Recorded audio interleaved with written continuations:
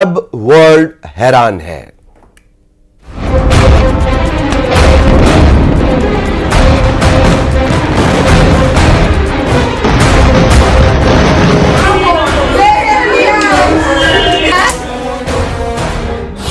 Iran का ऐलान, अब जंग लड़ेंगे 57 मुस्लिम देश।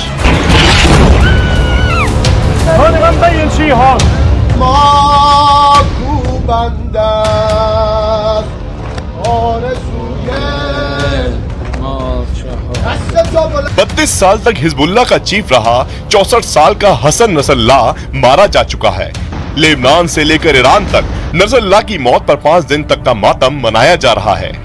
इस बीच ईरान के सुप्रीम लीडर अली खामेनेई को गुप्त बंकर में पहुंचा दिया गया है। ईरान को डर है कि नेतन्याहू के न्यू ऑर्डर ऑपरेशन के तहत कई इजरायली सेना ईरान के सुप्रीम लीडर खामेनेई को भी नसरल्लाह की तरह मार सकते हैं। हालात ये हो गए हैं कि ईरान ने अब इस्लाम के नाम पर मुस्लिम कार्ड खेलने की कोशिश की है।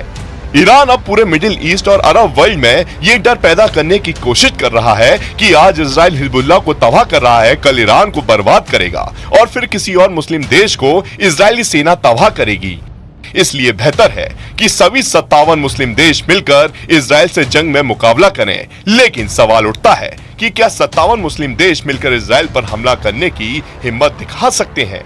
من این شهادت ضایعه بزرگی هست ولی هیچ خللی در مقاومت ایجاد نخواهد کرد و همونطوری که شهادت اول دبیر کل قبلی حزب الله شهید سید عباس موسوی हम आपको हमास, हिजबुल्लाह, हूती और ईरान से जुड़ी इस खबर में ऐसे हैरान और दिलचस्प करने वाली जानकारी देने जा रहे हैं जहां आपको पता चलेगा कि इजराइल ने कैसे जबरदस्त हमलों से लेकर ईरान के इस्लामिक जंग की धज्जियां उड़ाकर रख दी हैं। हिजबुल्लाह चीफ नसरल्लाह के मारे जाने के बाद से ईरान हिजबुल्लाह की बुरी तरह से किरकिरी हो रही है।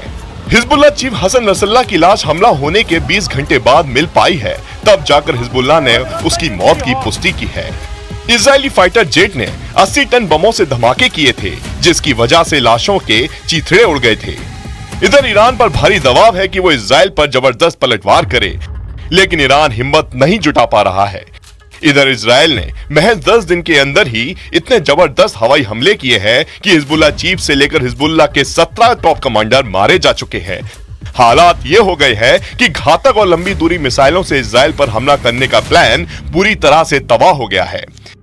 दावा किया जा रहा है कि नसरल्लाह के साथ साथ ईरान की IRGC का डिप्टी कमांडर अब्बास निल्फोरूसन और हिजबुल्लाह के कम से कम 8 कमांडर मौके पर ही मारे गए हैं। हालात ये हो गए हैं कि हिजबुल्लाह के पास रॉकेट, मिसाइल, ड्रोन भरे पड़े हैं, लेकिन कोई इजराइल पर हमला करने का आदेश देने वाला नहीं बचा है। इधर ईरान को डर है कि अगर इजराइल पर ईरान ने हमला किया तो इजराइल अमेरिका के साथ मिलकर ईरान पर चारों तरफ से हमला कर देगा। इधर हिजबुल्लाह की तरफ से इजराइल पर हमला कैसे होगा, हमला कहां से होगा और कौन से हथियार से इजराइल पर हमला किया जाएगा, इस पर जंगी फैसला लेने वाला एक भी टॉप कमांडर जिंदा नहीं बचा है। हिजबुल्लाह इस वक्त बिना दांत और नाखूनों वाला शेर बनकर रह गया है। ईरान, इराक, सीरिया, यमन, 4 देशों पर न्यू ऑर्डर हमला। इधर ईरान तेजी से अब हिजबुल्लाह से ज्यादा खुद को बचाने में जुट गया है। इसके पीछे की सबसे बड़ी वजह है कि कई मुस्लिम देश इजराइल के साथ मिल चुके हैं, जिसकी पुख्ता खबर इससे पहले ईरान के पास नहीं थी।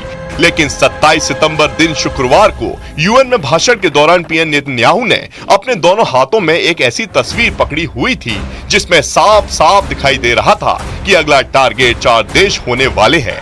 नेतन्याहू ने ईरान, इराक, सीरिया और यमन को दुनिया के लिए अभिशाप बताया है और इसके खात्मे की कस्में खाई हैं।